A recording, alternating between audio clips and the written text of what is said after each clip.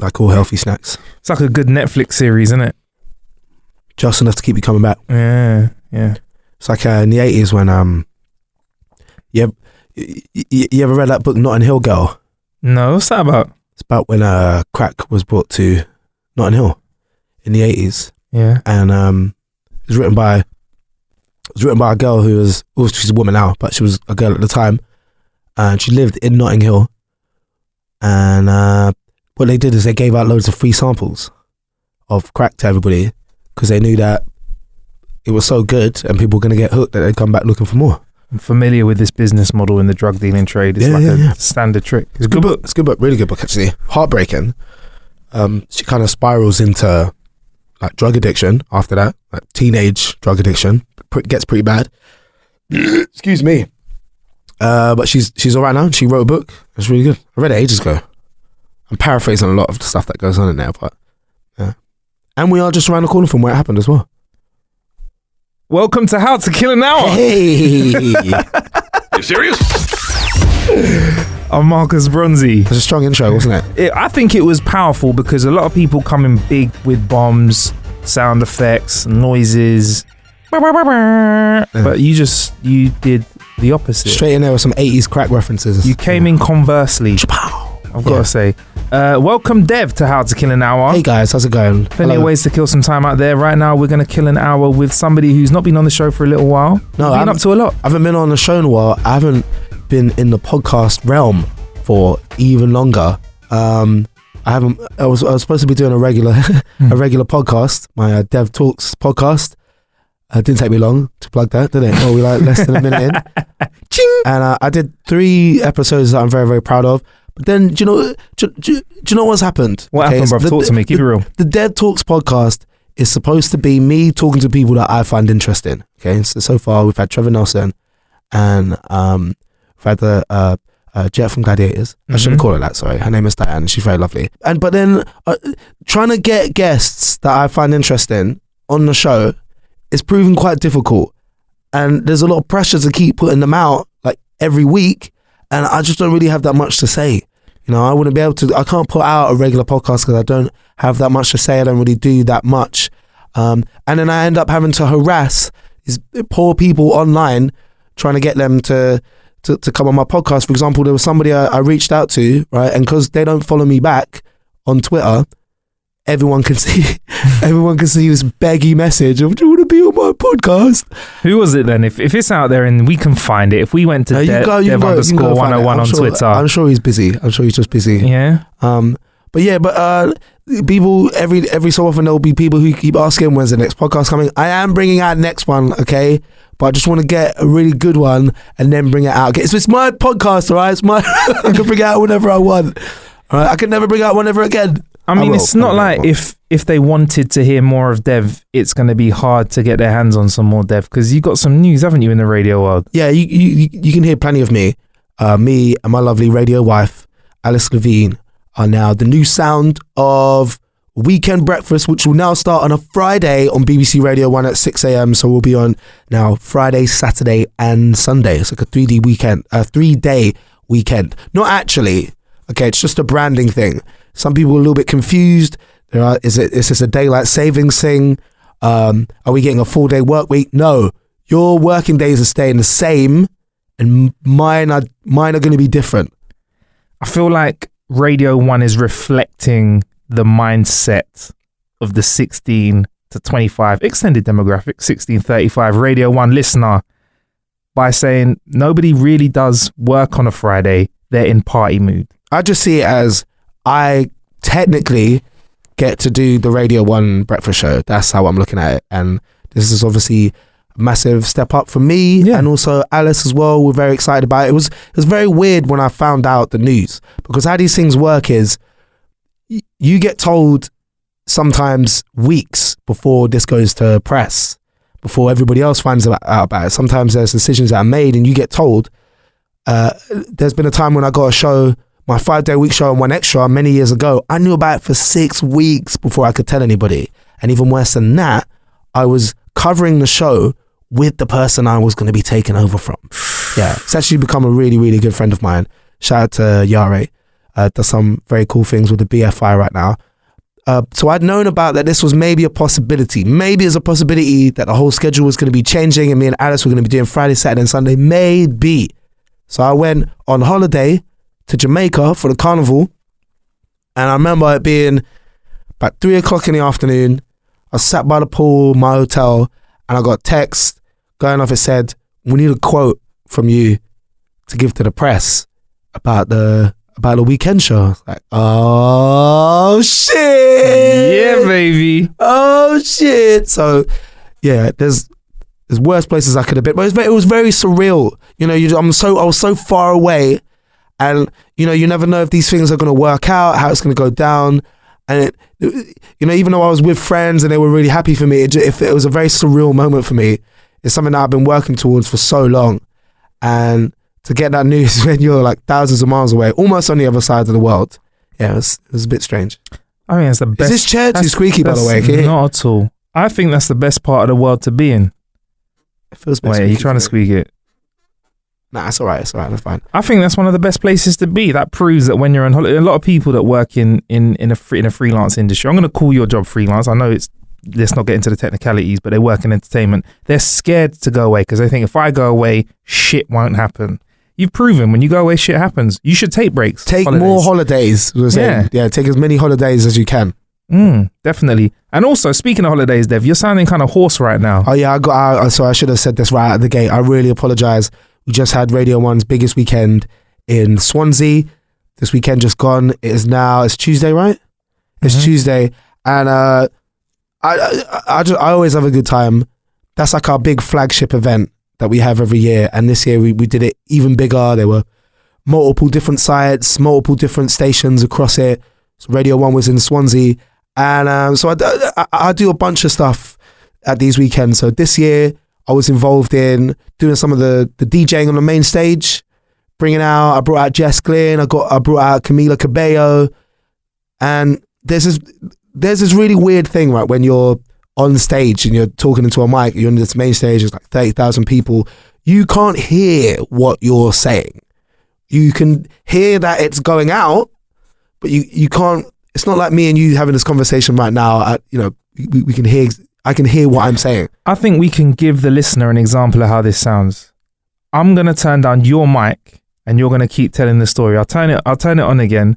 You start telling me what it was like on the main stage. Yeah. Trying to talk to people like this, and you can't really, you can't hear yourself. Even now, it's really throwing me that I can't. But a little bit of it you can hear, just a little bit. Yeah, but just enough to know it's going like this. So what you end up doing is you end up overcompensating by screaming into the microphone. I think I saw a few people put their like fingers in their ears because I don't know if I do it now, I'm gonna make my voice even worse. But I just sort of come out and I just be like, "Hey, don't Swansea, you alright? Is everybody alright?" And they're like, "Yes, we can hear you," right? Because microphones have been invented. So for these exact occasions when you need to speak to a lot of people in a large area, microphones are specifically been created to amplify your voice so that you don't have to scream into the mic. It's fair to say on a big setup like that, they have set everything up so they're like, the one thing Dev doesn't have to do, or any presenter, is strain their voice. Yeah. And you came out there and mashed up everybody's ears. Yeah, and here we are. So as well as doing those bits, I also did a radio show with Alice. We did, and Kel Spurman, we did a little 6 till 8, played out some live music. Had Craig David on the show, the lovely Jessie Ware as well. She does a really good podcast. You listen to that one, Table Manners with her mum. What's it about? Really, really good. It's just about any and everything, really. I think it started off just being a sort of general etiquette one, but I don't know, it's pretty cool. Check it out. Try it out. Table Manners. Should I be plugging other people's? That's 2 podcasts other than your own that I've now plugged. Crack on, Dev. That's all right. Yeah. So what was it like, the vibe? Was it good? Like, because you've done a few big weekends. I know you're going to say it's like, it was amazing, but was it the biggest weekend you've been on, really? Or was it just big in terms of coverage? So I tell you what I really like about doing these type of events is when you're on the radio, you're in a studio, you don't see your audience. You don't see who you're talking to. But when you go to these places, like, sometimes it's in a corner of the UK, and you see your listeners, you see how they react to the music and the artists, and you do feel like even if it's on some very small part, that you are a part of these people's lives. And for a lot of them, they're fans of Radio 1, and some of them are fans of you as well, listen to your show. So I have to be really disgusting and wipe my nose. He's got those party bogies. No, really, so I should have leant back and done that somewhere. Sorry, everybody. Hang on, let me just blow my nose. Oh, so disgusting. I was trying to be all sincere and heartfelt there, and I ruined it. Like everything else in my life. Yeah, and it's different when you're looking into the faces of the people that you talk to all the time. Yeah, that's cool. There was a wedding reception going on at the hotel we were staying at. Sick. And one of the guys had recognized me when I was getting into the hotel, and he became like my little hype man. So every time I'd walk out of the hotel, he'd say something. So at one point I walked out, and he just, as I was walking away, he just went, "Absolute legend." It's like, no, as I went back in, he was like, "Go on, Dev." So man, I need this guy to stand outside my house every time I leave, just be like, "Go on, Dev." I'm like, yes, yeah, yes. I'll just be ready for the day, all energized. But, you know, it's amazing, man. Like, it is work. You know, I do feel like I'm working. I'm not stood out there watching 20 different acts, and you know, I might get a chance to see somebody for a few minutes side of stage, but you know, I'm there to do a job. I'm there to try and observe as much as I can, and then I guess that doesn't really make sense to what I said, but I'm supposed to be there to deliver a show for people who are listening. You know, the people who can't actually be there, I need to be able to kind of tell them, like, paint pictures, and you know, kind of remember that it is a radio show and people are listening. So who's it you said you got to see from the side of stage? You get to see a few bits and bobs. I will see a few. I saw a little bit of Anne-Marie. I like Anne-Marie. I'm really into the idea. Do you know she's a black belt in karate? Wow. Yeah. I'm really into the idea of dating somebody that could kick the shit out of half the room of most of the places you walk into. That just really does it for me. Being with somebody that could fuck you up at a moment's notice. Yeah, well, not me necessarily. I don't mean me. I could start shit. I could be in bars or something like that, and just walk up to blokes and be like tap them on the shoulder, like, "Oi, see my girl over there? She'll kick the shit out of you." They'd be like, "What?" I'd be like, "Yeah, kick your fucking head off, mate. Do you want to go right now outside? My girl fucking kill you, mate. Let's go." I'd love that. I would love that. I do that quite a lot, you know, when I develop crushes on people. I don't just think, "Oh, I quite like them." I play out whole scenarios, like feature-length scenarios in my brain about what it would be like to date that person.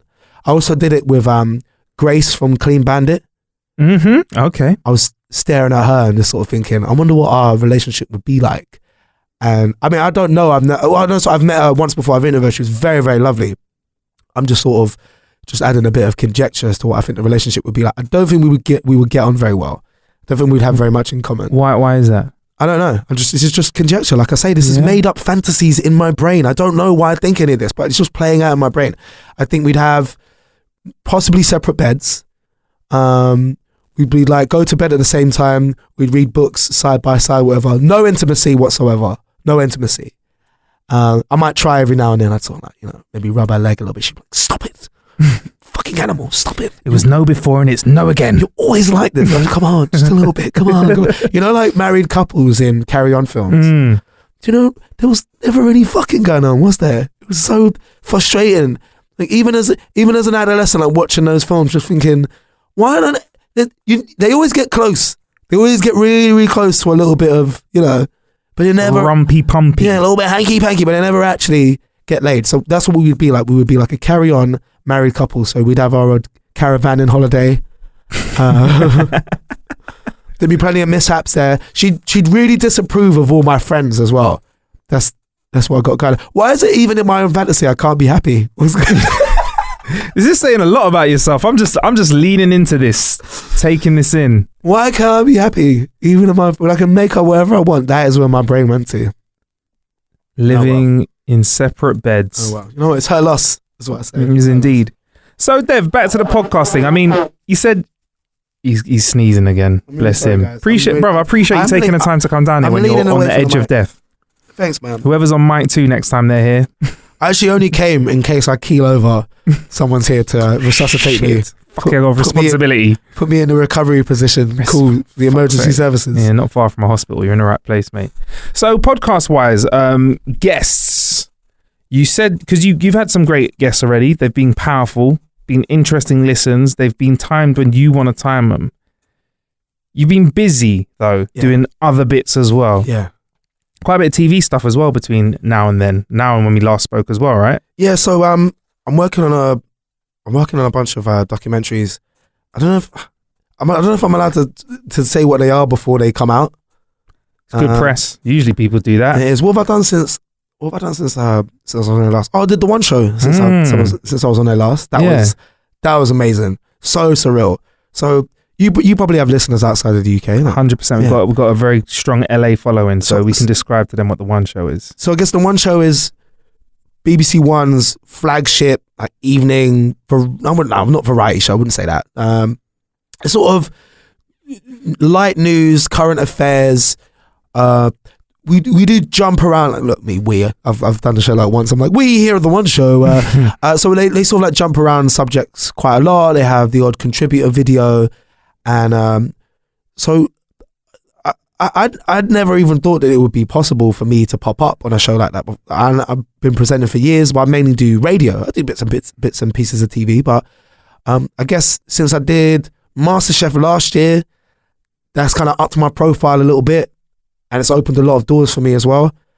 And it's so weird that even though I've been doing this since I'm 33 now, I've been doing this since I was 17, and I'm only just working out how this all works.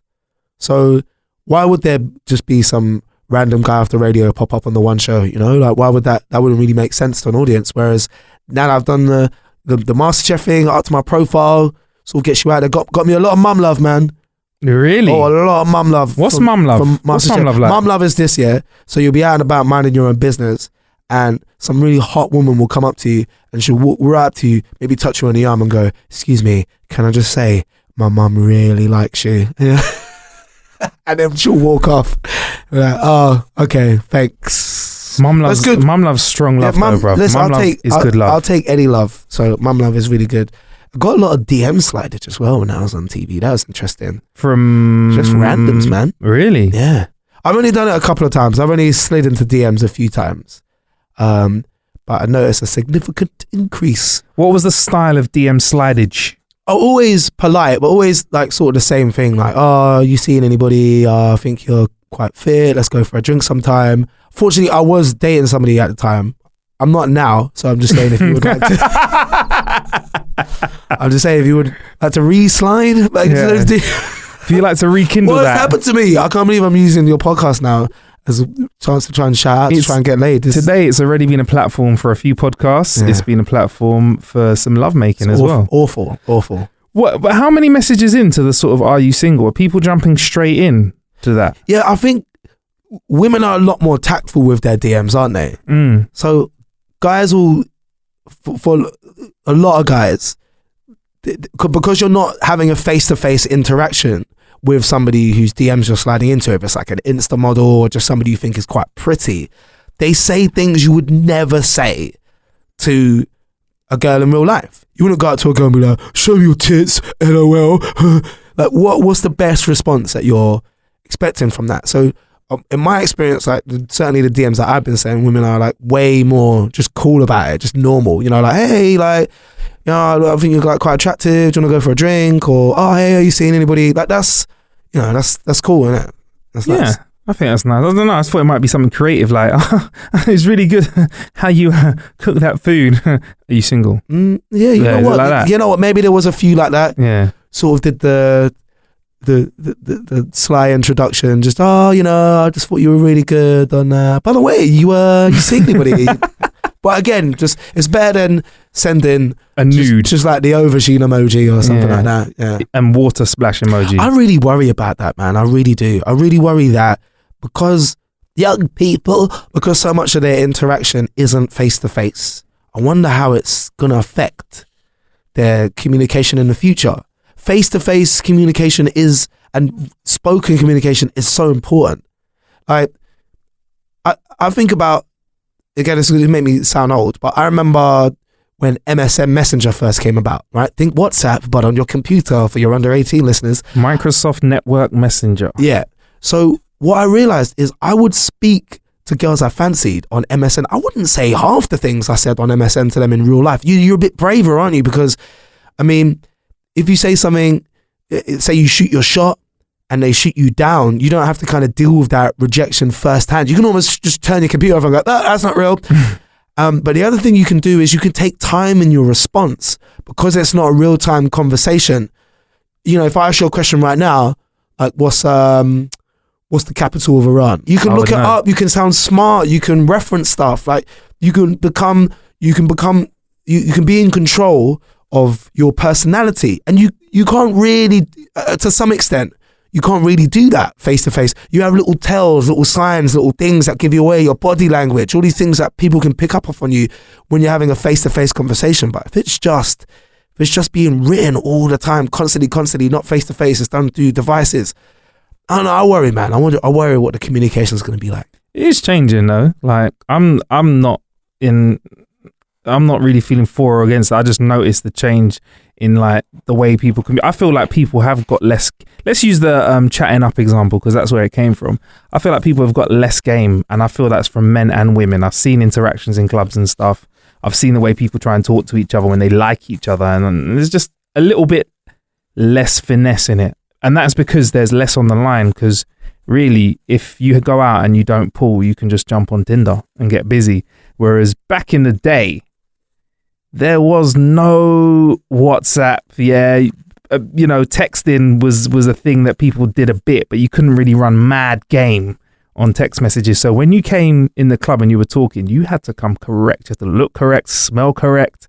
Everything had to be great. You had to leave that lasting impression, and then you had to do it all again at the first proper date.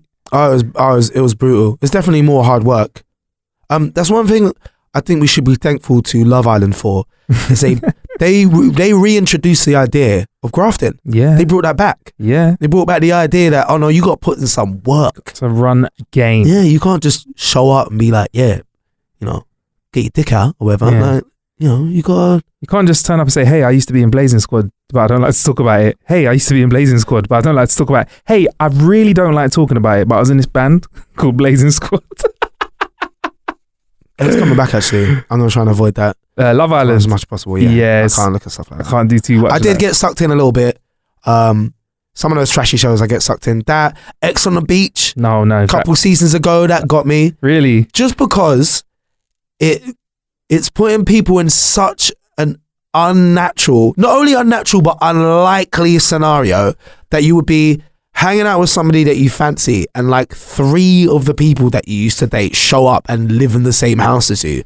Oh, whilst they're also fucking other people that you've been hanging out with. That just it's so much unnecessary drama that how can I not watch that? It sounds like hell. Yeah. Like I've shown up to parties on my own and seen an ex-girlfriend there and been like, oh, for fuck's sake, man. Let alone if I'm with somebody and there's 3 exes in the same party. Jesus. If you had to be on one of these shows, Dev, which one would it be?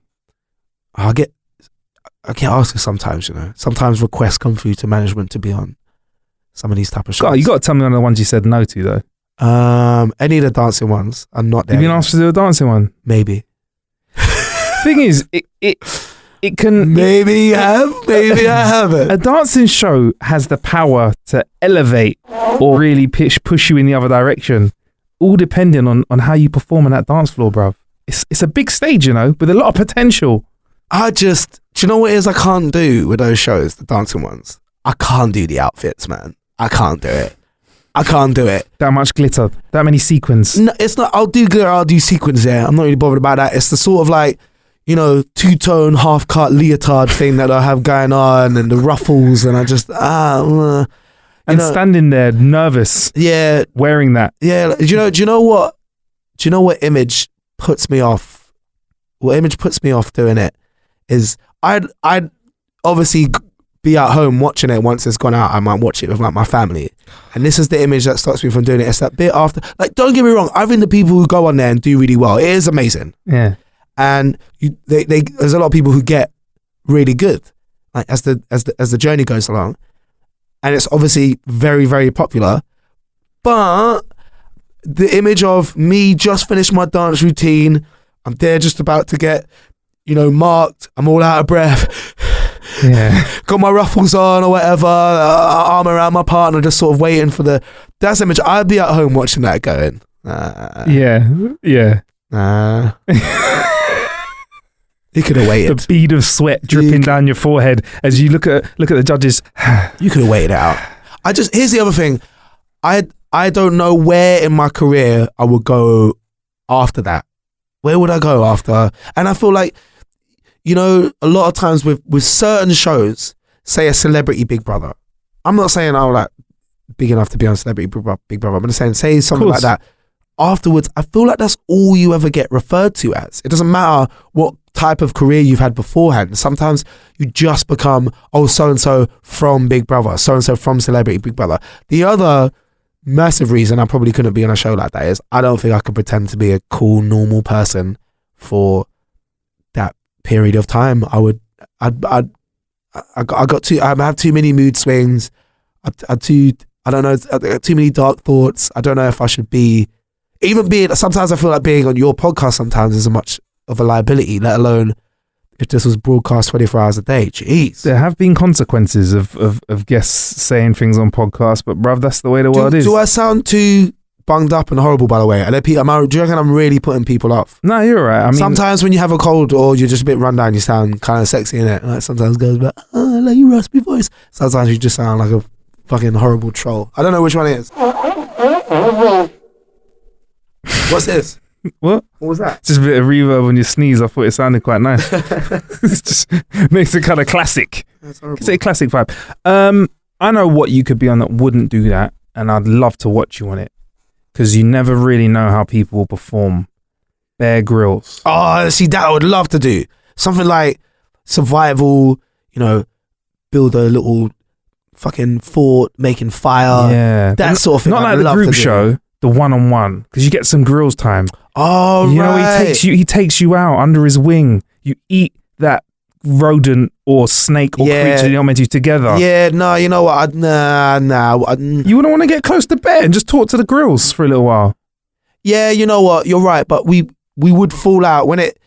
Like I'm not eating any grubs. I'm not drinking my own piss. Right? That's my new. I love that everyone goes default for the piss drink. Yeah, I was trying not to. Right? I know it's low hanging fruit. I was trying not to go for it. Right, but sometimes you know what? Low hanging fruit. It's so delicious.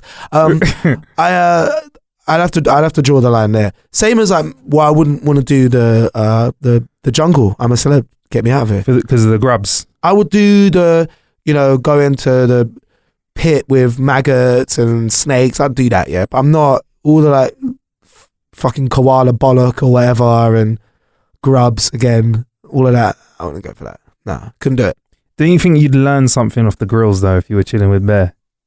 He'd teach you some real life survival skills, and you want a friend like that. Yeah, I would do that. World. All right, yeah, no, you're right. You want a mate like that. You've taught me into it. I would do that. I have a feeling that in life you need certain types of friends, and having a friend that could survive the world ending and there being no resources. He'd be a good person to know, innit? He'd want to know Bear Grylls. He's a sort of guy, I could just imagine you're chilling in a bunker and it comes through on the news that, the world is we are now entering the apocalypse, right? There's going to be no electricity. We're just going to have to live off the land. And Bear will just go, oh, all right, I'll just start a fire then, put the kettle on. He would not be phased. You know why he wouldn't be, actually, no, I changed my mind. You know why he wouldn't be a good person to know? Why? In the apocalypse. Because everyone would be trying to find Bear Grylls. If you lived on the same street as Bear, you'd be trying to find him. Everyone, all his famous friends, they'd all be trying to track him down. I bet Bear will know what to do. You know what you want? You want like the YouTube version of Bear Grylls who's just starting out. He has all the skills, just not the following. Somebody with 75 followers on YouTube, puts up his little survival, knows what he's doing, but just, and got a very good social media presence. That's who you want. A lot of effort finding someone like that. Yeah, you're right. Especially in the apocalypse where there'll be no internet. Can I eat a little bit? Crack on. It's going to make my mouth really dry, but... we got some great stuff coming up here at How to Kill an Hour. While Dev is having a drink, I will let you know that if you'd like to join our tribe, follow us, join the family and find out about some fucking cool shit that we've got coming up just for you, really. I don't win out of it. You win out of it. Go to howtokillanhour.com/fam That's short for family. Join us. Pretty cool. Oh, and we're GDPR savvy as well. Fuck all that GDPR bollocks. What's that? The GDPR, you got all the emails saying, oh, hi, just letting you have been in your inbox over the last week. Oh, we're like changing our privacy policy. Yeah, that's the GDPR situation. Basically, there's been some laws that have changed the way in which you can handle people's data. And a lot of companies thought that they'd have to send an email out that told you not only that they were changing their privacy policies, which they needed to do, but they also thought they had to give you the option to opt in. And if you didn't opt in, they had to automatically be opt out. And when you send emails like that, you lose like 90% of your audience. So there are a lot of people going, if I got one more fucking GDPR email. Do you know what? They've worn me down with that stuff. I just agree to everything now.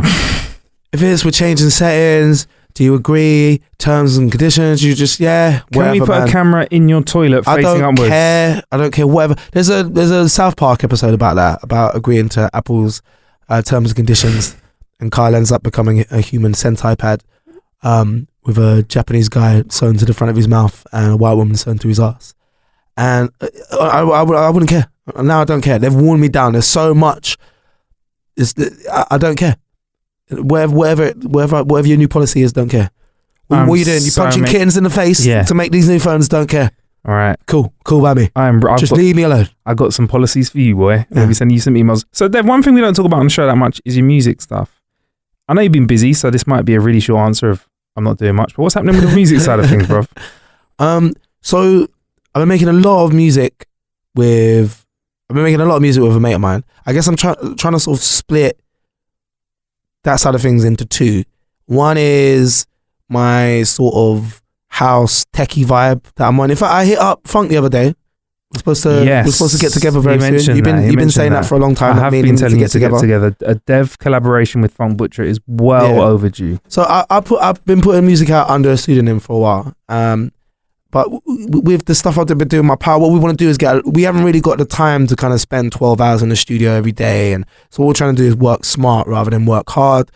So we're trying to put together a bunch of tunes so that once we get the ball rolling, we can just keep dipping into our little pool of tunes and like pulling stuff forward rather than having to go to the studio every time we want to have something new. The other thing, I'll tell you who I've really been inspired by the last year or so, Still Bangles. So UK-based producer Still Bangles. I think... All right, so I only heard about him the last year or so. I know he's been around for a very long time. I only heard about him the last year or so. Just his work rate, but also this sound that he has. Very now, sounds to me very UK.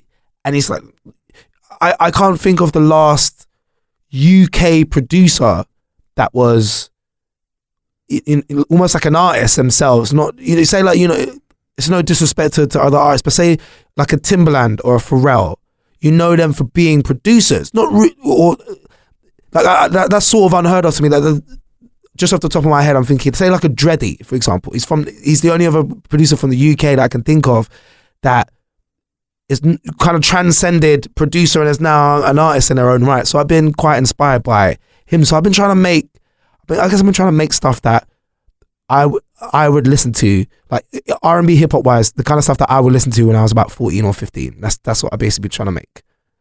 Yeah. What is that sound though, man?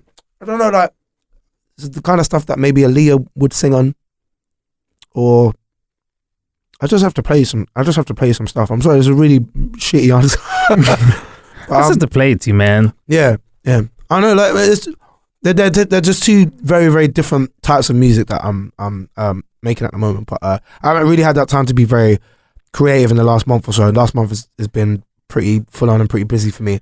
Okay, well, our listeners do like tech, and it's fair to say we use technology to make music a lot. And I won't bore you, listener, having to hear the whole of Dev's technical setup, but I'd love you to share with the audience just like one of the things that you use that you have as like a little gem in the studio. Everyone has their own thing.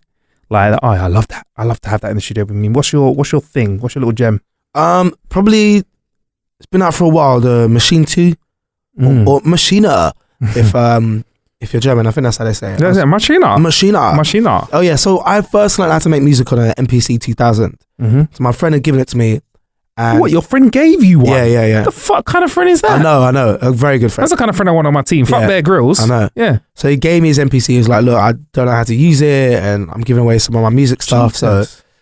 like, I took it, and it had, I think, I might be talking shit here, but initially it has default 17 seconds of sample time on it.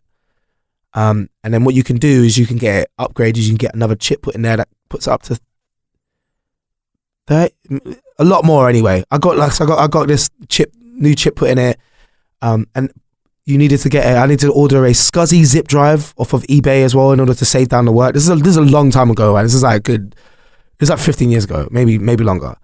And no, maybe not longer. Anyway, it's not important. So I learned how to make beats on the MPC, and what I like is that Machine is very reminiscent of the MPC. It's very like hands-on, and you drum using your hands and stuff, but it's integrated with some of the software, and it's just when you're completely stuck for ideas, if you just want to jam stuff out, I really like using my hands to make music. So I don't really sit there and, I don't like clicking drum parts and stuff into place. I like playing out the different drum parts. I like that it has a sort of human feel, especially with percussion and stuff like that. I feel like I've lost you. I feel like your eyes have glazed over a little bit. I'm with you. I'm just. It's not a secret bit of kit. Loads of people know about it. I was thinking Machina. What is it? Bataling. I was just thinking that it's quite interesting because Funk Butcher also is very open about using this as his tool, the Machine. It's very popular, and when you're looking at technology nowadays, and you can think about this, when you want to make anything that works, it's all about the ecosystem. And what Native Instruments have done, the people that have created the Machine, is that they've not just given you a good bit of kit or a good bit of software. It's the kit is built for the software is built for the kit. And like Dev said, if you're stuck, if you can't play a piano is very intimidating. If you can't play the drums, a Machine is less intimidating, and the learning curve is very easy. Like, I've fucked with a Machine too, and yeah, you got to sit down and read certain bits if you need to, or some people just take to it easily because like you've used an MPC in the past. But yeah, man, it's all about the ecosystem, and I think they've got their ecosystem. I'm going to go as far as to say I don't think anyone else has got an ecosystem with software and hardware like that. And now that they've got keyboards as well that work with the Machine, it's fucking nuts, mate. Yeah, I do feel like I don't know. I don't like to rely too much on hardware in order to make music, but there are a few kind of go-tos that I quite like. But I think if you're just starting out, don't spend loads of money on equipment because you might get bored. Well, there's also a Machine 1, yeah, and there's a Machine 2 and the 3. So yeah. And there's a mini one, there's a miniature version as well that you can get. But yeah, if you just get into it, I wouldn't spend loads of money. I'd get yourself a laptop, get some software legally, and then decide where you're at. I mean, I've been producing for years, and there's still a limit to how much I will spend on equipment. I don't think you need to spend that much nowadays. No, I'll tell you what I did get that at first I was really excited about it, and then I didn't, and then I'm not really using it. That one, what was it? It's the TR1 Roland drum machine. Mm-hmm. Really good for what I wanted to try and do is to try and learn how to play live house music. So, making beats on the fly, and then try and, I don't know, maybe incorporate that into DJing. There's quite a few artists who do that, but I honestly don't have the time to get really, really good at something like that. Just the amount of dedication and time it sort of takes is, yeah. I need to go and disappear and go live in a cottage out in the woods for like 3 months or something and master how I'd be able to do that. But that's another really cool bit of kit. It's like it's all very visual, drum machine, step sequencer, or whatever. Yeah, that's a nice little bit of kit as well. I'll take my jumper off, so I'm really sweaty. Yeah, cool. So Dev, why are you taking your jumper off and throwing your phone on the floor like that? Jesus. You've been back in the gaming world. You did abstain for a while, and we had a little chat before we pressed record about a relatively new release, How to Kill an Hour. We're down with finding new ways to kill time, sharing it with you, the audience, and finding new ways to kill time is real easy when someone's been killing some time in a way that you haven't. So, what you been playing, man? Well, I had to stop playing for quite a long time because... Be honest, why though? This is really good because I respect your willpower here. Yeah. It feels so weird to talk about, right? because it feels ridiculous. But I'm addicted to computer games. I'm totally addicted. I get fully immersed. I don't really play like, I'll play for an hour, 2 hours. I'm like, no, I want to play until I can't keep my fucking eyes open. I just want to keep playing. And it's weird if I said to somebody, oh, I stopped drinking. And why? It became a bit of a problem for me. People go, oh, well done. If you say about computer games, people are like, if I say, oh yeah, I had to stop playing computer games, people kind of look at you blankly like, yeah. But so did I when I was 18, bitch. Yeah, you know, yeah. It's not as damaging as, say, a drug addiction, but I tell you what it really robs you of is like time. It robs you of time and productivity, and it's a lot of time that you don't really get back. So it's all well and good if you and your mates are playing, say, like a couple hours, like a few times a week. But if you were like me and you get into a game so much that that's all you want to fucking do is just spend hours and hours and hours on it every single day, every chance that you get, fucking waking up early before I got to leave to go work so I can get in a few hours. It just got really ridiculous and it got really out of hand. And I also get so invested. I get so invested in those games that it's find it really hard to draw myself out. You know when I felt the real switch? When I got my first pair of surround sound headphones to go with my Xbox. That was when it went from, visually it's always been stunning, but when you put on those headphones, man, you sit in front of the TV, dim the lights a little bit, you can hear little footsteps behind you and stuff, and just you feel like you're really there. That's when it became like, I really got into that. I like that escape. At the end of a long day or whatever, you just come home, put your headphones on, just dive into a game like Fallout. You're in this derelict wasteland, just scavenging for fucking tin cans and shit. For hours, mate. For hours I could do that. But I did just jump back in and I decided, right, I'm going to only pick up games that I know I can play and I can just put straight back down again. There was a game that came out a few years ago, State of Decay. It was about zombie apocalypse. You can sort of see a theme here, innit, with the games that I'm into. And they just brought out the second one. And it's pretty good. It's a lot like the first, I'll be honest. They've polished it up a little bit. When you say a lot like the first, do you mind explaining to me as someone who's not a State of Decay player? I mean, it does get a little bit repetitive. So a lot of what you're doing involves going out into the wasteland, finding resources like food and ammunition and medical supplies, and then bringing them back to your base. What is quite cool though is this time around, they've added in little extra elements that make it feel more like a zombie apocalypse. Like it feels more realistic. So for example, there are other groups of survivors. You can find other survivors and bring them back to your base. But there's other groups of survivors. Some of them are cool, so you'll trade with them. Some of them are fucking assholes, man, and they'll just like shoot at you for no reason or they'll become hostile. But what is so good about this game is when your character dies, they're dead. Don't bring them back. They're dead. Like, they're just gone. So you can have like a group of 5 people and you get really attached to, say, like one of them and you make them your leader and you're going out and you're doing a mission and you get stuck and you ain't got no painkillers or whatever and you die. Your player dies. They're dead. That's it. There's no continue. There's no like bring them back. Like, no, they're dead. So you kind of, the characters even mourn them in the game, morale dips. It's, I think they've thought so much more about, okay, so if it's the actual zombie apocalypse, what are the kind of things that are really gonna resonate with people? And that I certainly get really invested in a lot of those characters in those games. And I had a moment with I'd only been playing it for a few hours, and I'd gone to go meet some new survivors in the game, and they shot at one of my characters and they killed her, man. They killed her. It's really upsetting. It was really for a good day. I was a bit annoyed about that. You mourned a computer character? Yes, I did. I mourned a pixelated woman after she got shot at. And you know what I actually said to myself at the end of the day? So you know what? At least she wasn't eaten by zombies. At least it was quick. She was a headshot. Bap. So gone. Let me just get this right. She didn't suffer. When the main protagonist dies or the character that you're using dies, do you start again or do you start playing as another character? You start playing with another character in your group. Okay, cool. Yeah. So it's not that bad then, is it? I mean, they have improved on it a lot, but it is quite reminiscent of the first one. It's a little bit repetitive. Here's the other thing, is it's a bit stressful. So when you're out and you're searching houses and you're using your torch, you have to search each individual room. Sometimes there's a zombie hiding under the bed or whatever, or one that'll just like jump out. or there's types of zombies that can like fuck you up if you're on your own. So there's like feral zombies, for example, and you get this sort of panic when you're out doing stuff and your heart's going, and you have to keep morale high within the group. And if the morale drops, then they start arguing, and then, you know, food drops, and if the food runs out, then your players are going to start to starve.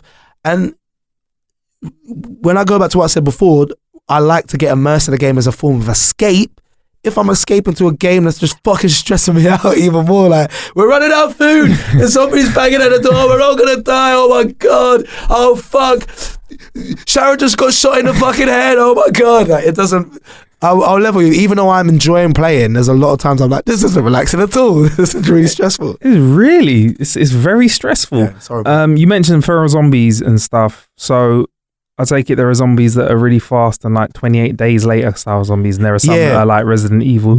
Yeah, they got a good mixture in there of the slow walker ones, the ones that kind of run after you. But what I like though is, apart from the feral one, they're not very dexterous, so you can move out of the way last minute, and that annoys me in those 28-day later zombie films, is when they have superhuman powers, like dexterous, agile zombies like running upstairs or whatever and cutting around corners. I'm like, no, fuck off, no. At best, they could like get up to a gallop, but they're not going to be, you know, you just do a little like quick little dodge, like a quick little dodge, they're going to fall over. They're not going to be able, the brain's not quick enough to. So I like how they've incorporated that. They got these feral ones that fuck you up, man. Like they can dodge gunfire. It does what? It does this like sweep attack where it like sweeps you off your feet and then jumps on top of you, starts mauling you. And then they have a big one called a Juggernaut. It's like this massive one that can smash up your car, and yeah, it's really good, man. It is very enjoyable. If you get bitten, do you definitely turn into a zombie then? No, so what they've done in this one is they've introduced something called the blood plague. So if you get scratched or something, you'll be all right. But if you get attacked too much, you have a temperature meter that builds up, and if that gets too high, you get the blood plague. But you can build an antidote for the blood plague by picking up samples from blood plague zombies. I'm a fucking nerd today. Listen to me. Listen to much I know about this game. Blood plague zombies. I've been playing for about a week, and I thought I know everything. Jesus. If you were an addict, Imagine I put this same level of into life, just into anything, any other constructive fucking project. Imagine I put the same level of effort into anything else. How successful it would be. We're like, if you I like playing computer games, man. I like it. I really fucking like it. It's really enjoyable to me. I have done since I was a little kid. I remember the first time my brother plugged in a fucking Commodore 64 and put in a cassette tape of Daley Thompson's Decathlon, and I watched that shitty little pixelated man run across the screen. I was like, this is all I want to do with my life forever. Fuck school, fuck a career, fuck women and girlfriends. This is all I want to do. And that has been going off in the back of my head ever since that day, mate. Spoken like a true addict. Now, if you were an alcoholic, if you were a prescription drug user, if you smoke crack, I'd ask you what your biggest binge was.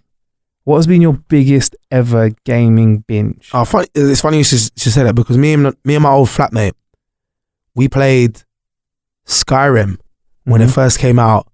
We played that game like a couple of crackheads, and by that I mean I would play until I was practically falling asleep. I would hand the controller over to my flatmate. I would sleep for about 3 or 4 hours. He would carry on playing.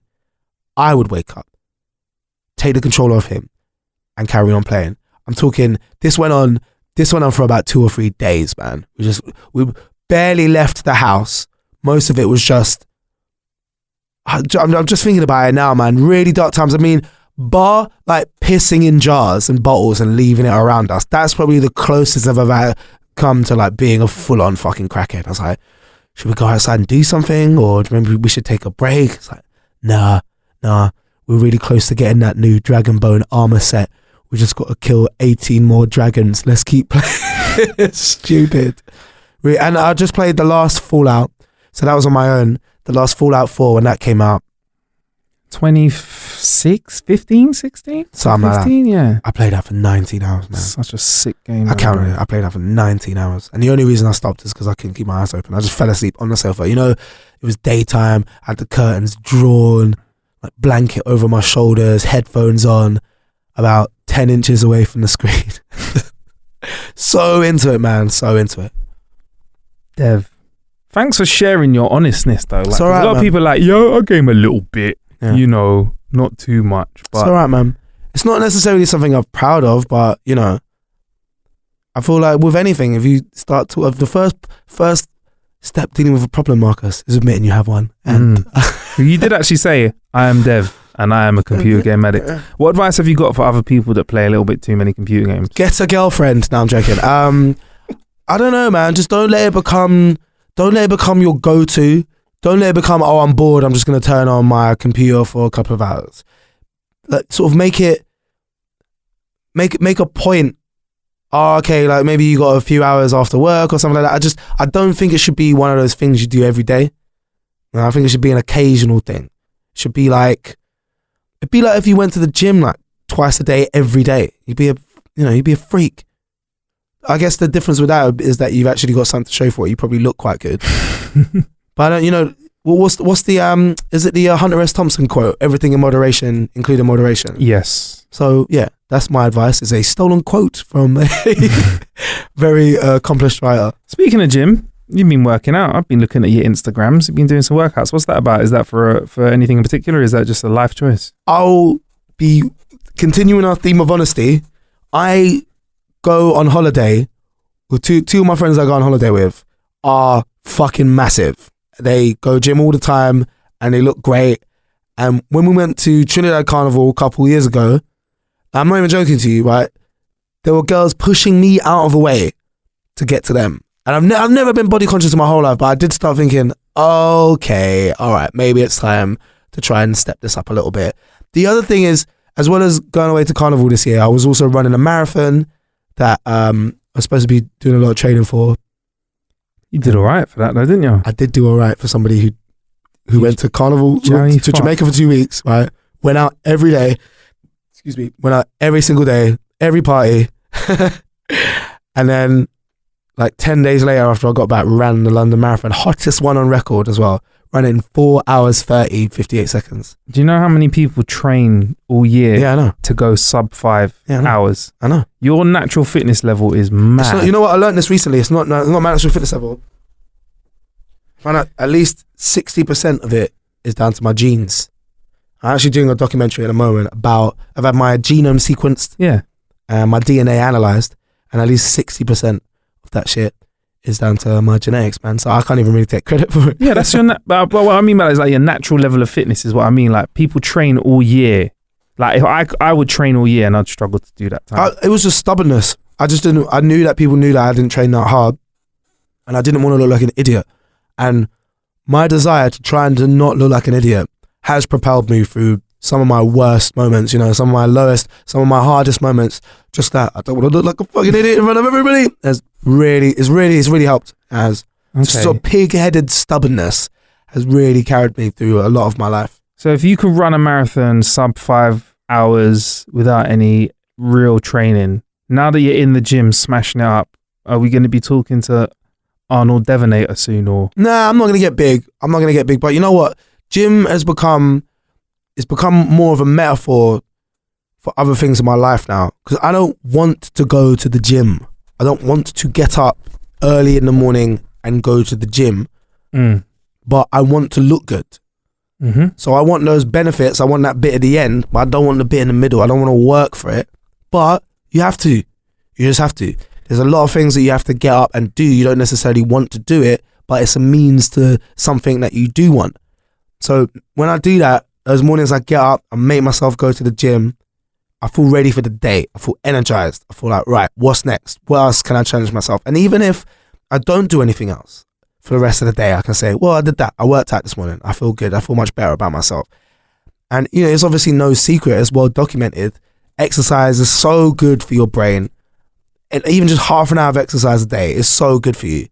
And again, I I just use it as a metaphor. But there's so many things in my life, like meetings I need to have, people I need to speak to, writing, all these things I don't really want to do, but I kind of want the bits that come with it, you know. So there's so much you do. You just have to fucking get on with it, you know. Just get up and do it. I feel fine once I'm there. It's just getting up and going. It's always a bit of a ball ache. So I tell people, that's why I go to the gym. People are like, why'd you go? I'm like, because I want to look good when I back off my top, and I don't want to look fat. Yeah. And that's a word that people don't like me saying, but I don't want to look fat. What's wrong with saying that? What's wrong with saying you don't want to look fat? I believe that it's becoming a sensitive subject, describing yourself or others as fat. I'm from quite a big family, right? So am I allowed to say whatever I want about fat people because That's how I feel. And I was fat. I've got big people in my family. So is it a little bit like I'm not racist? I've got a big friend. I'm not racist. My best friends are black. Yeah, I've got a big friend. Yeah. You should see him. He's massive. Yeah, you should see him. He's massive, but we're really cool. He's my best friend. Yeah, but we're so cool. So I understand. Yeah. But so I get it, man. Like the reason I go to the gym is so I can look good. Like, and even if I don't look like Arnie all the time, but if I didn't go to the gym, I'm very aware of what the consequences would be. And I don't know if you've noticed as well. Have you started noticing mates around you that don't look after themselves? They might be a little bit slightly less unfortunate with their genes, like, you know, and, you know, you can tell the people that smoke a lot, drink a lot, don't go to the gym, like all of those things together. I know, listen, everyone has their vices, do whatever, but doing all of that and not looking after your body, you can see it on some people. Like, well, it has become so trendy to work out. Yeah. And I think it's so aesthetic. I thought about this so much that, say 15 years ago, your average British tourist, pale, skinny, or, you know, a little bigger or something. Now, your average British person on holiday now, it's fucking amazing.